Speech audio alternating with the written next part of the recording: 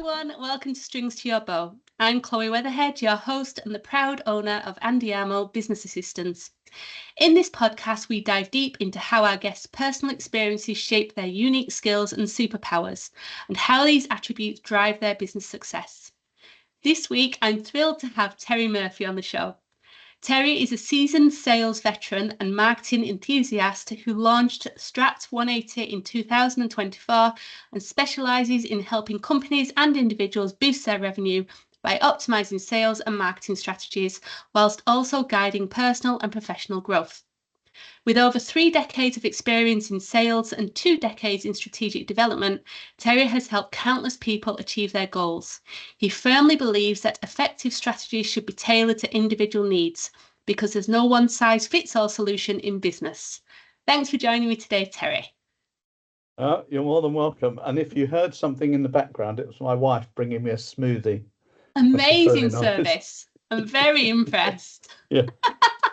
So, do you want to start by telling us a little bit about yourself? Yeah, do you know what? This question is always one of those questions where you think, well, what do I say? Do I start with shoe size? Probably size 9. I guess, Chloe, look, we've known each other for a little while. In a previous employment. But I guess, who am I? Well, let's start with growing up in London in the 60s, and there probably was fog around at the time, and sirens on the docks and stuff like that in the early 60s. But I guess growing up in London was a lovely place to grow up in, with all the downsides. There are many upsides. And then going through school and so on. But I've been married for 40 years now to the same woman, and I've got 2 kids. I'm a grandfather of 2 now, which is really, really lovely. Yeah, you just don't get to see them enough. And I'm still living within 2 square miles that I've been in for all of my life, apart from a stint out in Guildford when Jade was at drama school. But I've been living within 2 miles of where I'm sitting now for all my life, and I can't imagine that changing anytime soon. Went to school in London, as I said, and then I promptly, when I left school, I went into engineering. Mm-hmm. And so I was what they called, I don't know if it's the same name now, but I was a tool maker. And so when I say a tool maker, I made tools that made things. So a couple of things that we may know that I can hold my hand up is one of the Ford Sierra models, and that is going back. I had hair and everything going. And I had to do that, shake it to get it out of my eyes. Yeah. I made a tool that made a couple of the rods inside the steering wheel. So that was one of my claims to fame. And then probably the more popular that we're all definitely using today is I made the tool that made the first spring hangers. So the hangers with the little springs inside. A tool that I made actually made those, and it was the first tool ever, and it was for Marks and Spencer. And we used to press, I think, 1 million springs every 3 months, something like that. So How did was I not know that before today? Well, hey, listen, I've been around for quite a while, but I liked engineering, but it was always indoors, and there weren't too many people involved. I think I knew very early on that people were my goal, and I don't think I knew what I meant by that, but being invited into people's lives is a bit of a privilege, and that's I think everything that I've done, though, if I'm honest with you, everything I've done has led to where I am actually today. I know you said that I started Strat 180. That's been in my mind for as many years as I can remember. But our journey, and this is for all of us. I couldn't look back and say I wish I hadn't done that, because if I hadn't done that, I wouldn't be the person that I am today. So I look back and, when you're working with organizations or individuals, they've been on a journey as well. And that's where I kind of dig deep and really, I get as much out of the sessions and conversations that they do, I hope, probably more so for me. But so I did that, and I had various roles. I went to work for BT as an engineer initially, and then quite by chance, well, not quite by chance, we had some kids. We had two kids, and I never got to see them. So I kind of left home at 6 in the morning and then got home 6 in the evening. So I just wanted to be with them so much. Yeah. So I just dumped that job. I went to work on the train one morning, got on the next platform, and came home. And Jade said to me, "What are you doing home?" I said, "I don't work there anymore." And said, "Well, what are you going to do?" I went, "I don't know. I'll figure it out." And that's when I rang a GP friend of mine and told him that I'd quit. And he went, "You idiot! Why have you done that?" And I said, "Well, I just don't. I want to take the kids to school in the morning, pick them up, and I want to be a dad at home." And he went, "Well, that's unrealistic. You've got to get some money. Why don't you come and work for me?" So that was my first foray into the NHS. I went in and digitized that practice. So we got computers and stuff like that. And I spent a good number of years with them. But whilst I was doing that, and I'll divert slightly. So I was there for 7 years, and I looked after all the med students, and then worked for another couple of practices with the computers as well in good old Tower Hamlets. But whilst I was doing that, I can't remember whether it was my daughter Hope or son Ethan said they wanted to climb. And we said to them, "Look, your kids, you do everything. We're driving you around everywhere. You do Irish dancing, you're doing music, you're doing piano classes, and you're doing after school, and now you want to do climbing." And we said, "We just simply can't afford it." And Hope said to Jade, "Well, look, if you get a job there, Mum, you can do it for free. We can climb for free." So we thought, "Oh, okay, let's just investigate." Anyway, so the months roll on, the kids are climbing, Jade's working at the wall. I go one Saturday, and the manager says to me, "I can't actually open the centre today." I said, "Why is that?" She went, "Because we've got no staff. They haven't turned up." And I went, "Let me help you today."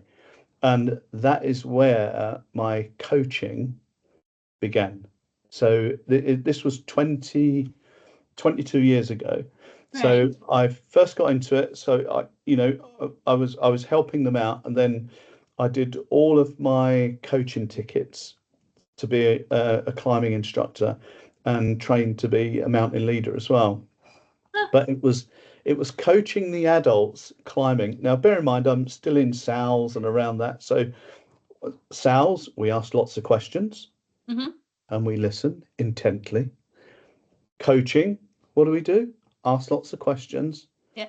and listen intently. And actually, um, with the coaching side of it, when there's BS, when people aren't perhaps as being honest as they've paid you to be. So you can dig a little bit and say, "Well, actually, do you know what? I hear what you're saying, but I think there's more behind that." And then it all comes out, right? So that I think that started definitely with coaching children, because they've got no barriers at No, all. no They're filter. they're completely transparent, and you learn what questions not to ask as well with kids. But then it just went on to adults, and just doing some kind of pro bono stuff as well. I then 2 years, was it 2 years? Might even be a bit longer now. I actually became a senior coach with the NHS Leadership Academy. So I'm still doing that now. I still have input into some of the papers that they write and some of the questions for new coaches coming on. But look, I've got a big story. It's so many years, I can't even remember half of the stuff. So that I think that's probably. Oh, I've written a couple of books as Have well. you? Yeah, in that time. So in 2020, I wrote a book about a beginner's guide for coaching, because I don't think Yeah. everybody needs coaching, even if they think they do. Some of them may not. And then I did one called The Bullet Point Leader. I did that 2 years later. So looking at leadership and how can we condense it all into some bullet points and have a kind of, it's probably a workable manual rather than a book. These are not great books. They really aren't. They're not going to make me rich, but if you pick it up and you can start anywhere and have a read, and there's some information in there that might be useful. So I don't know if that ticks the box. Tell me a bit about yourself. It doesn't just tick the box, tell me a bit about yourself. It also ticks the boxes of question 2 and question 3, I think, but looking Oh, at does the it? list that you sent through. Yeah, I think you've done Well, that we brilliantly. can narrow down. We can kind of narrow it in if you want me to be a bit more specific. We don't have to be more specific. I was going to ask Sure. actually a follow-up question. So you've described very clearly the route from engineering making tools to where you are today and how you've pulled those different Yeah. aspects in. Obviously you've mentioned the climbing. Yeah. I know you've got lots of hobbies and interests. So do you want to give an overview of the other hobbies and interests and how you bring those into the day-to-day running of your Yeah. business? Do you know what? So all of my hobbies are social. It's all people. So I'm I'm a super keen cyclist, Yeah. right? I love my cycling, and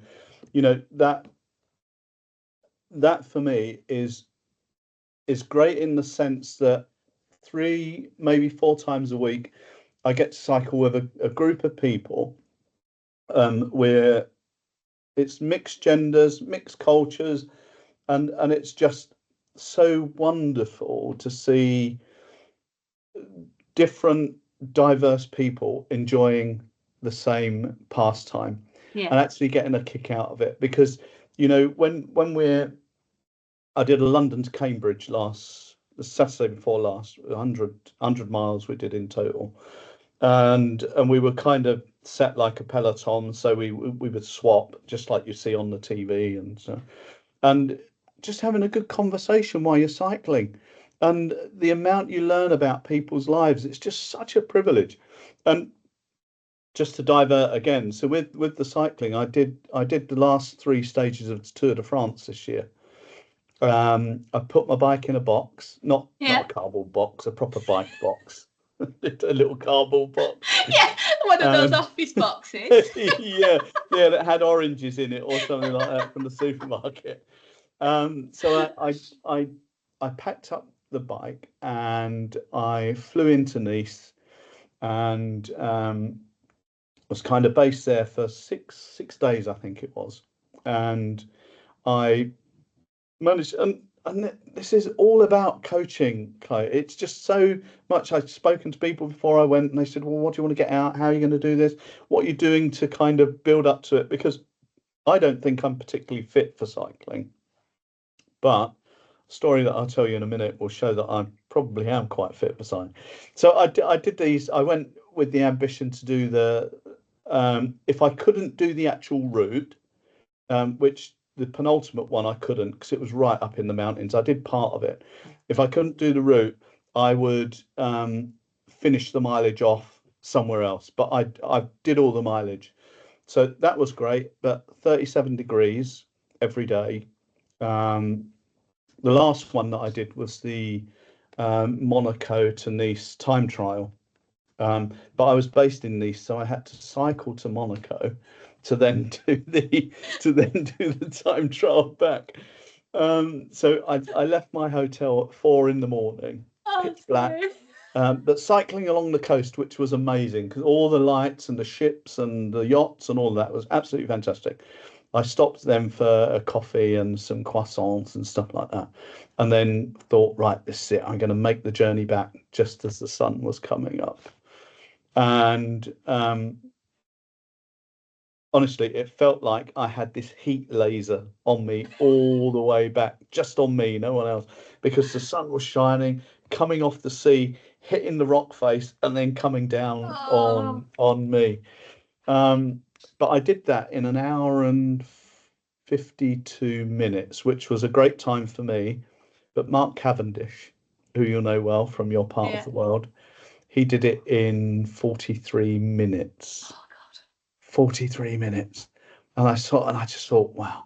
But he's been doing that for years. And so yeah, I did that. And another thing, I'm just going for my accreditation on the Olympic velodrome Okay. to race on the velodrome. Yeah, I want to do that. It'd be nice if I can achieve that by March next year. So, but that's quite tough.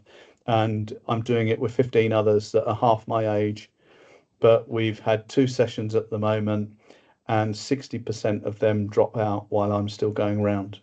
So So it's you've like, got this. Yeah, oh, you've geez, in definitely the got it. house. Oh, geez, in the house. Yeah, yeah, yeah. So yeah. What's the other bit of the question? I've forgotten. Sorry. How have your hobbies and personal interests outside work contributed to business mindset and skills? So I think, just interpreting what you're saying, there's definitely Go on. something there about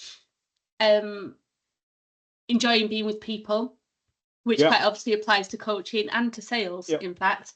yeah, There is something there about tenacity and yeah, resilience, yeah, target setting and being quite driven in achieving targets, whether yeah, other people set them or you set them. Is there anything I'm missing, you think? yeah.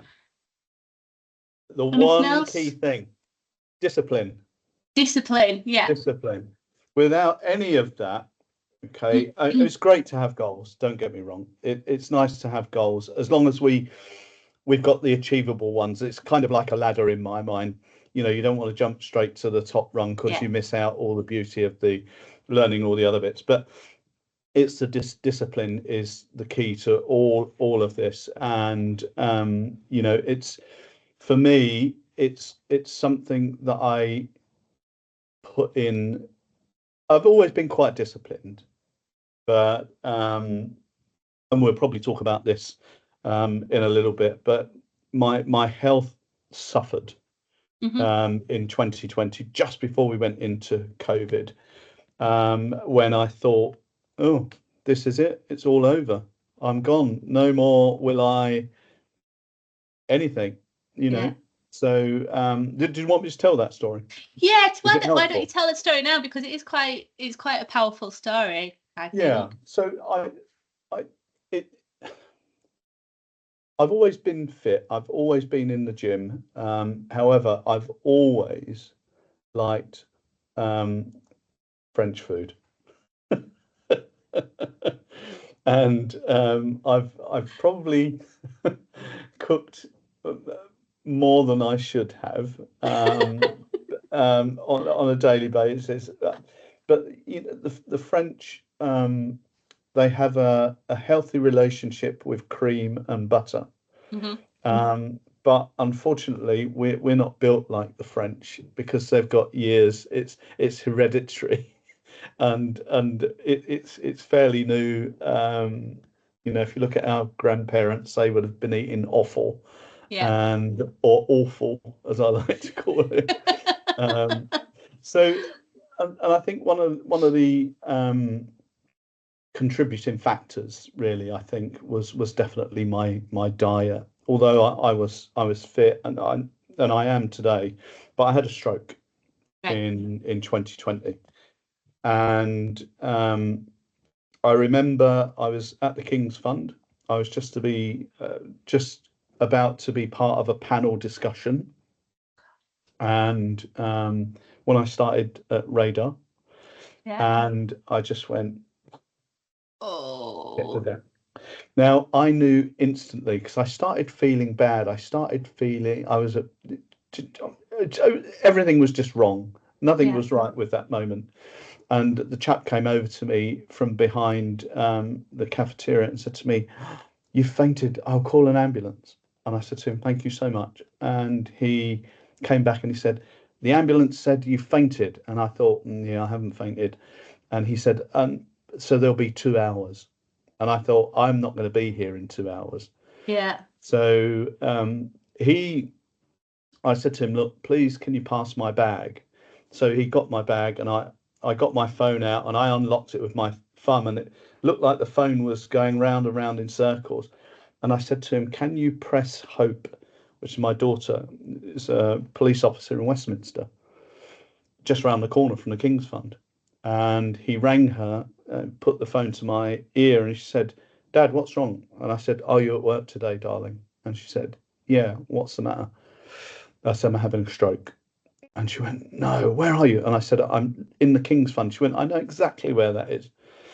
Now, I like to see the funny side of most things, right? Because you've got to be able to laugh at the adversity. And so she came, I heard the sirens, and she came in one of those great big police carriers. And she was with her now husband, and they came out. Bear in mind, I was suited and booted for this event, and my tie was now down here. My shirt was open, revealing me. And Hope was under this arm here, both in uniform, under this, and Alex was under here, and they were taking me out, and I was like, oh. So people coming in must have thought he's been on the sauce early this morning. But look, I was in UCH in 8 minutes from making that phone call, and the surgeon said to me, 10 minutes more, Mr. Murphy, and it would be a different story. And my life never flashed before my eyes. I felt a great sense of peace, if I'm honest with you. But the thought of it all being over was just kind of too much for me to bear, really. And I thought to myself at that moment, this isn't gonna be the end of me. I won't allow it to be the end. And they said to me, the prognosis is, how old was I? 57, I think I was. They said the prognosis for recovery is, well, we'll actually let community physio talk to you about that. And I knew what the numbers looked like. But I said to physio, look, when they came, I invited them into my office. I said to them, these are my whiteboards. These are all my exercises every day. And he looked at me and he said, Mr. Murphy, it's highly unlikely that you'll walk in a straight line ever again. And there are a few other things. I said to him, rubbish. I said to him, I'm going to be up and around in 3 months. And he went, well, I don't think. And I'm just thinking, just be positive. Just go with me. Just go with me in that. And if it doesn't happen, then I know I've got you in my corner. But he was adamant.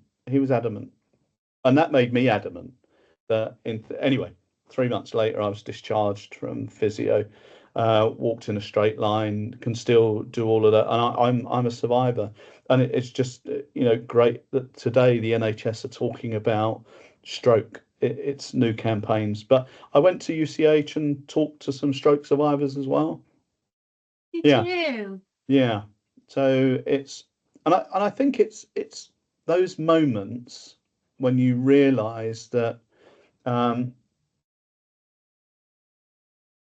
tomorrow isn't promised. Mm-hmm. It's not promised to us tomorrow. And it's today where we need to do the things that we want to do. Yesterday's gone. We've only got this now where we are, Chloe. Yeah. And I think that was one of the deciding factors for me to go out on my own and create Strat 180. I could have done it a few years earlier, like I encourage my clients to do. Let's get forward. What's the reason stopping you? And it was just fear of not succeeding, really, that stopped me doing it. Yeah, and I think, you've summarised, honestly, Terry, you've summarised all the questions in that story. Absolutely amazing. And I think you are right. Life is very short, and it's not, tomorrow is not certain.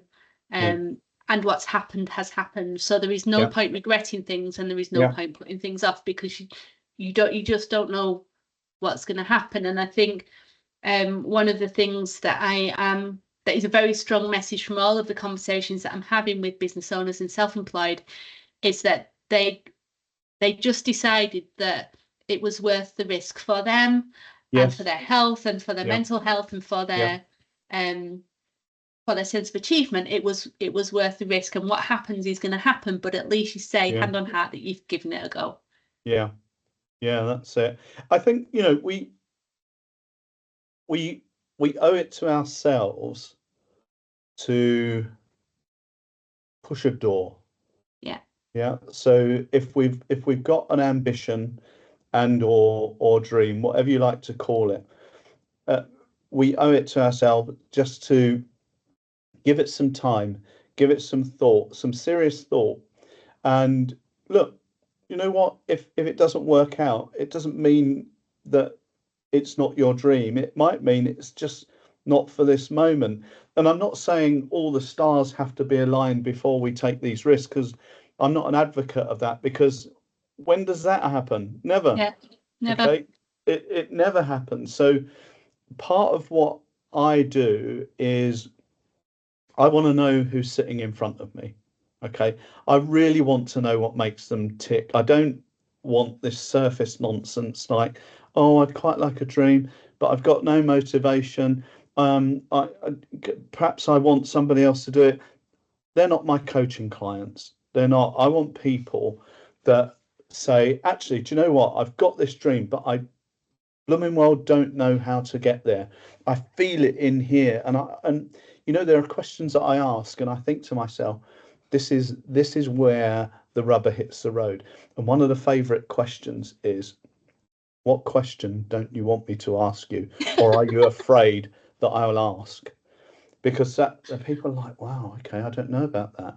And when they sit and pause for a moment, you know, they're giving it some good thought. Yeah. Okay. Don't pay me to sit there and placate you and agree with everything you said. No, I'm going to push you, because my coach pushes me, and doesn't let me escape from things.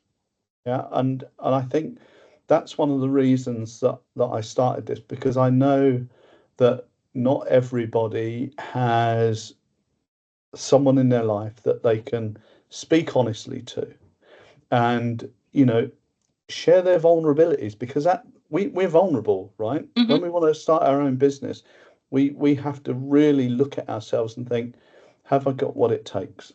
Yeah. And the answer might be no, not at the moment, but I know where to get the answer from. So yeah, it's a toughie. It's not the easiest of roles, and I think after I do have to kind of come down a little bit, because people share the most amazing things with you, and let you. I mean, just imagine being let into somebody's world. It's such a privilege. It's such an honor, and that makes me think, well, I'm going to give my all to you. You're giving your all here, so I need to kind of reciprocate that. Yeah. And do that. So yeah, that's why Strat 180 was the 180 strategy. So, you know, quite often coaches talk about going forward, going forward, going forward, and it's not about that. Sometimes it's about turning around and just changing direction, and actually going back. So I've got a unique way that I do, because training as a cognitive therapist as well. I mix cognitive therapy with coaching, so it's cognitive coaching, because I think sometimes coaches can be forgiven for papering over the cracks and saying that's the past, let's move forward. But there's some things, if you haven't dealt with them at the kernel, if you haven't dealt with them, you can't move forward, and it's going to hinder you for your whole journey. I kind of want to, I kind of like to create, what's the word? I want to create someone new, and when they look back and they go, wow, I can't believe I was like that. But yeah, that being like that has enabled you to be who you are today. They become more confident, more self-assured, more direct in their thinking, and perhaps they would start taking risks where they wouldn't before. But the thing is, that doesn't only affect their dream of a self-employed. If they're in a relationship, it affects the relationship as well. So it's just wonderful. And I don't wish I started it years and years ago as a full-time job. I'm glad that I'm doing it now. Yeah. And I'll be doing it for as long as I've got left, I think. I don't see myself retiring. So I'll just be doing this. Every conversation is a coaching conversation. And do you know what I've just noticed? What? We've got the same watch. Ah, Yeah.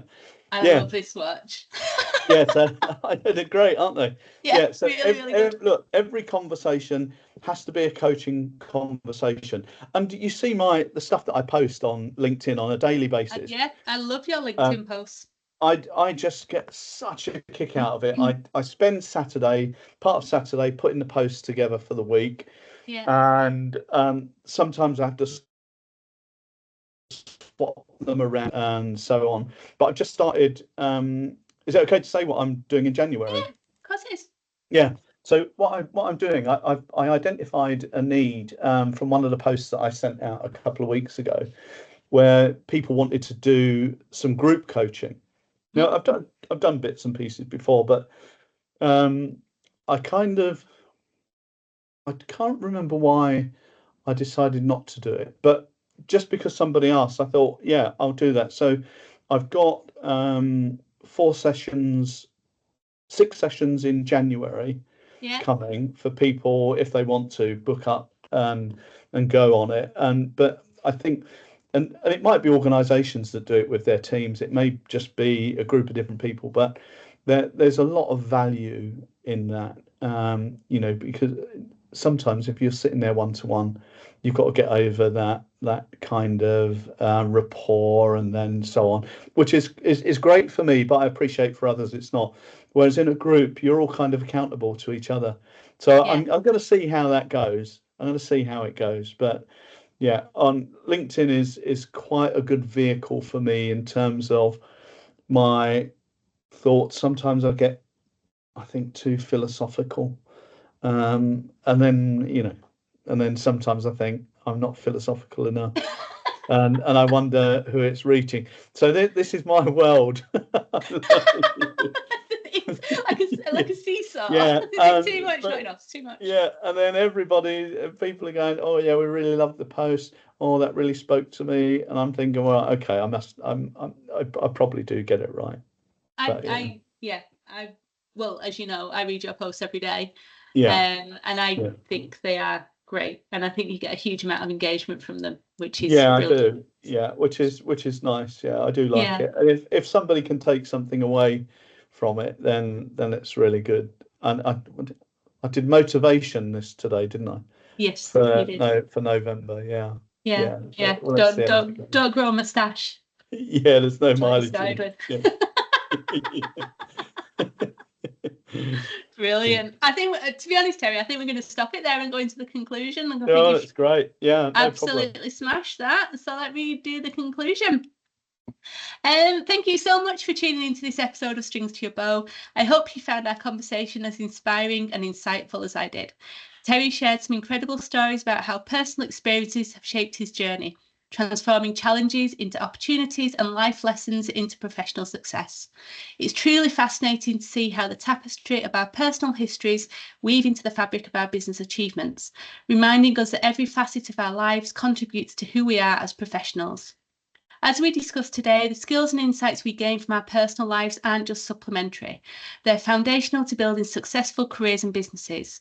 Whether it's learning resilience from overcoming adversity, finding inspiration in our hobbies, or drawing strength from personal relationships, these experiences are crucial in shaping our unique superpowers. We'd love to hear from you, so share your own stories of personal growth and business success with us on social media using the hashtag StringsToYourBowPodcast. And your experiences might just inspire someone else to view their journey in a new light. Looking ahead, we have more incredible guests lined up, ready to share their unique journeys and insights on how the personal and professional intertwine. So be sure to join us next time as we continue exploring the multifaceted nature of success.